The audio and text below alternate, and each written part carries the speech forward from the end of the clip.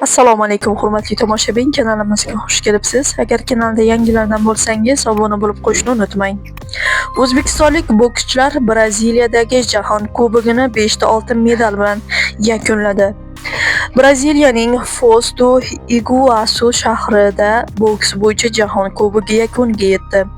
World Boxing tomonidan tashkil etilgan musobaqada O'zbekiston terma jamoasi 5 ta oltin, 2 ta kumush va 1 ta bronza medalini qo'lga kiritdi.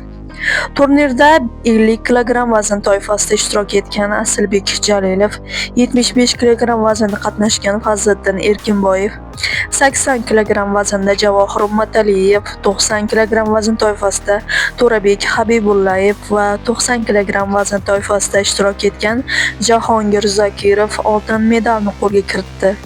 Finalgacha yetib kelgan 55 kg vazn toifasi vakili Mirazizbek Mirzahalilov va 85 kg vazn toifasida O'zbekiston sharafini himoya qilgan Akmaljon Isroilov kumush medalga sazovor bo'lgan bo'lsa, 60 kg vazn toifasida mahoratini sinab ko'rgan Madyar Daniyarov bronza medalga ega chiqdi. Umumjamoa hisobiga ko'ra O'zbekiston terma jamoasi 5 ta oltin, 2 ta kumush va 1 dona bronza medallari bilan birinchi o'rinni egalladi. Mezbon Braziliya terma jamoasi ikkinchi o'rinni egalladi.